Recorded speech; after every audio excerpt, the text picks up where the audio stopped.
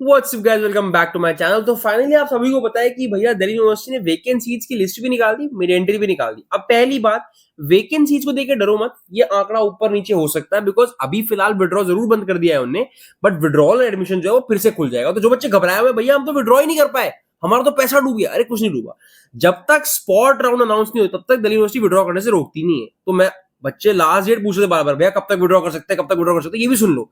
जब तक Delhi university spot round का डेट ना अनाउंस कर दे तब तक वो विड्रॉ एडमिशन बंद नहीं करेगी। मान लो अगर वो अनाउंस करती है 25 तारीख को स्पॉट राउंड है, तो 24 तारीख तक तो वो 100% आपको विड्रॉ करने का मौका देगी। उसके बाद वो चाहे तो बंद कर सकती है, वो उसके ऊपर हो जाता है।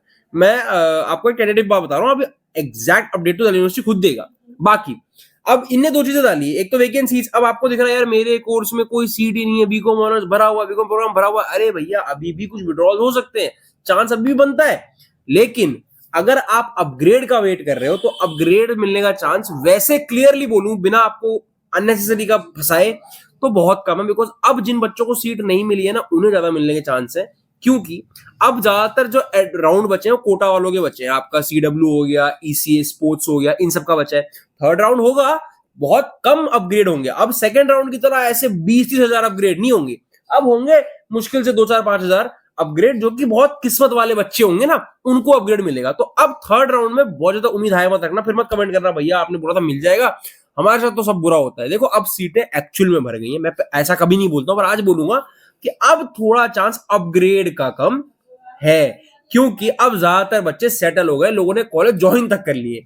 तो अब सिलसिला थोड़ा सा अपग्रेड का टफ है। अब जिन्हें कुछ नहीं मिला उनका सिलसिला शुरू होगा जैसे ही स्पॉट राउंड शुरू होगा। अब बात करते हैं मिड एंट्री की। वैकेंसीज का सिलसिला समझ गया, मतलब इग्नोर मारो। एंड अगर आप अपग्रेड का वेट करो, थोड़ी सी उम्मीद कम कर लो, बिकॉज अब थोड़ा सा अपग्रेड हल्का सा मुश्किल है। एक आखिरी चांस आपका 13 तारीख को आपको मिलेगा, बस 13 तारीख तक इंतजार कर लो। उसके बाद विड्रॉ करके चाहो तो प्राइवेट में चले जाना, या अगर कॉलेज पसंद नहीं आया दिल्ली यूनिवर्सिटी का तो अपने कोई स्टेट यूनिवर्सिटी ज्वाइन कर लेना। क्योंकि देखो दिल्ली यूनिवर्सिटी के गंदे से ऑफ कैंपस में पढ़ने से अच्छा है कि अपनी स्टेट यूनिवर्सिटी में पढ़ लो, यहाँ तक आने का खर्चा बहुत ज्यादा हो जाता है। बाकी आपकी मर्जी है, मेरे हिसाब से अब आखिरी चांस है 13 तारीख, 13 अगस्त, उस दिन मिला तो मिला, वरना थोड़ा मुश्किल है। अब बात करते हैं मिड एंट्री की। मिड एंट्री में हो गया बहुत खतरनाक खेल।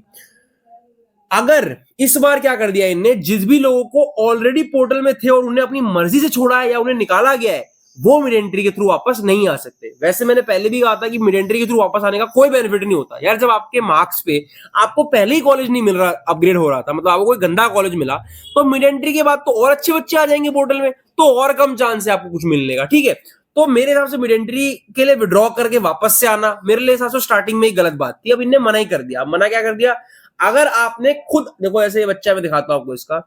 इस बच्चे ने क्या किया था, इसको कोई सीट नहीं मिली। नहीं नहीं, ये तो खैर एक सेकंड में दिखाता हूं आपको।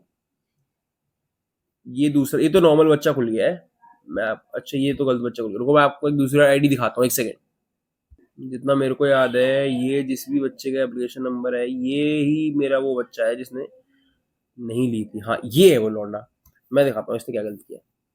अब इसने पहले पोर्टल में था, इसने क्या किया, इसको जो कॉलेज मिला ना बंदे को, इसने उसकी पेमेंट नहीं करी। इसने कहा क्योंकि ये लड़का मेरी गली का ही बच्चा है, इसको मिल गया अंबेडकर यूनिवर्सिटी ऑफ दिल्ली में एडमिशन हो गया इसका बीवॉक में, वो भी एचआरएम में, ह्यूमन रिसोर्स मैनेजमेंट मिल गई। तो ही वाज वेरी हैप्पी, भैया चलो फाइनली मुझे अच्छा कॉलेज मिल गया। अब दिल्ली यूनिवर्सिटी के बाद अगर दिल्ली के बच्चों को कुछ चुनना है तो वो अंबेडकर यूनिवर्सिटी ऑफ दिल्ली हो सकता है। अब उसको वो मिल गया, उसने इसकी पेमेंट नहीं करी। पेमेंट नहीं किया तो एडमिशन कैंसिल हो गया।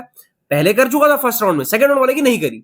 अब इसके पैसे इसको रिफंड आ जाएंगे 3 महीने बाद, लेकिन अब ये वापस से चाहे तो दिल्ली यूनिवर्सिटी का पार्ट नहीं बन सकता, मिड एंट्री के लिए नहीं एलिजिबल है। मतलब अगर आपने रजिस्ट्रेशन नहीं करी थी बच्चों, तभी आप मिड एंट्री का पार्ट बन सकते हो। मिड एंट्री का पार्ट बनने वालों को कैसे फॉर्म भरना है बताऊंगा। बाकी एलिजिबिलिटी सुन लो कि अगर आप पहले से पार्ट हो पोर्टल के तो आप मिड एंट्री नहीं कर सकते।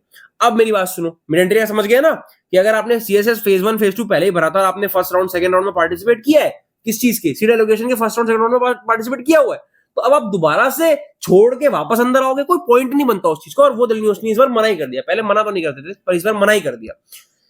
अब सुनो, अब क्या है, जिनको एडिट करना है प्रेफरेंस है ना, मैं एक बार बताऊंगा मिड एंट्री कैसे करते हैं। जो नए बच्चे उनके लिए बताऊंगा मिड एंट्री का फॉर्म कैसे भरते हैं, पर जिनको एडिट करना उनका बता दूंगा फटाफट से।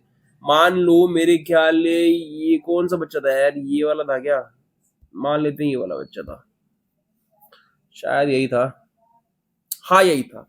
तो अब जिन लोगों ने, एक सेकंड लोड हो रहा है, तो जिन लोगों ने फेज 1 भर दिया था, फेज 2 भर दिया था, उनके हाथ में कोई कॉलेज नहीं आया, उन्हें कुछ नहीं मिला, तो उनको अपनी प्रेफरेंस एडिट करने का नहीं, पूरी नया बनाने का ऑप्शन मिल गया। मतलब आपकी पुरानी प्रेफरेंस जो है वो आपकी एक तरह से गायब ही हो गई। आप स्टार्ट का बटन दबा के आई एग्री करके स्टार्ट करोगे तो आपको नया बनाने का मौका देगा। थोड़ी मेहनत लगेगी पर बना लो।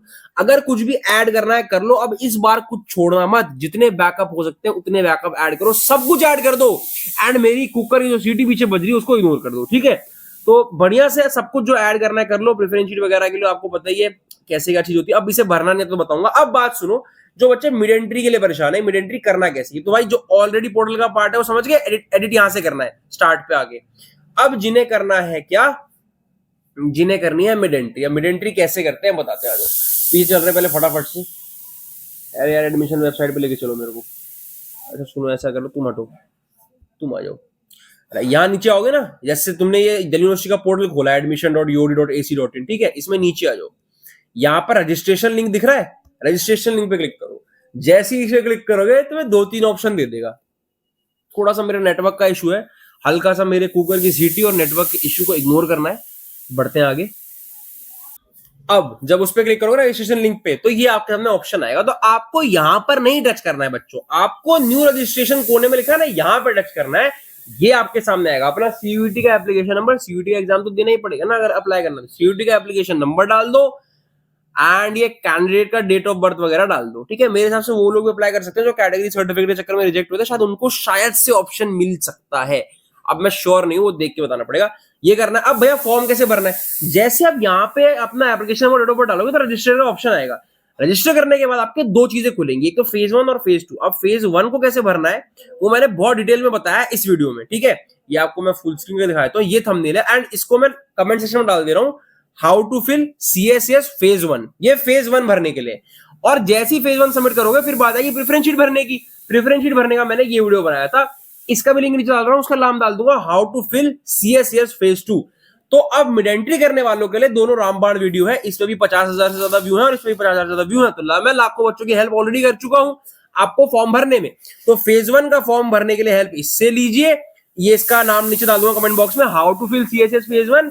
और फेज 2 के लिए इससे लीजिए how to fill CSS phase 2 and आपका फिर सबमिट कर दीजिए, तो बढ़िया तरीके से आपका फॉर्म हो जाएगा सबमिट। तो मिड एंट्री बड़ी सिंपल है, जैसे नॉर्मल फॉर्म होता है मिड एंट्री वैसी होती है, इसलिए फॉर्म मैंने भरना पहले सिखाया तो दोबारा बताने का पॉइंट बनता नहीं है। कौन अप्लाई कर सकता है कौन नहीं कर सकता मैंने वो भी बता दिया कि भैया इस बार जो पोर्टल का हिस्सा ऑलरेडी थे वो नहीं कर सकते।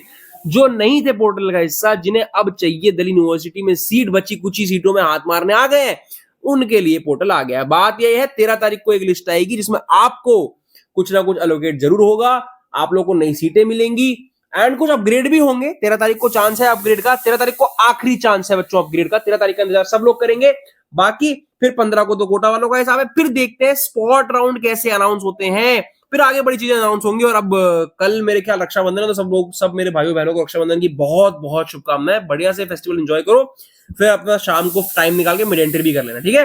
तो आई गेस सबके सारे डाउट्स क्लियर कर दिए मैंने। मिलते हैं अगले वीडियोस में। चैनल को सब्सक्राइब करके बेल आइकन दबा के रखना। अभी 13 तारीख को भी अपडेट आएगी, 15 को भी अपडेट आएगी एंड बच्चों उसके बाद spot round, second spot round, mop up round. आपको जब तक सीट नहीं मिल जाएगी मैं तब तक अपडेट देता रहूंगा, बस लगे रहो। जो पोर्टल में एंड तक रुकता है, फिर चाहे उसके 1000 में से 200 नंबर क्यों ना आए हो, कॉलेज उसको भी मिलता है। बस सब्र का खेल है, पेशेंस बच्चों की टूट जाती है, इसलिए कॉलेज छूट जाती है। चलो ठीक है, thank you so much guys, all the very best for your results, bye bye.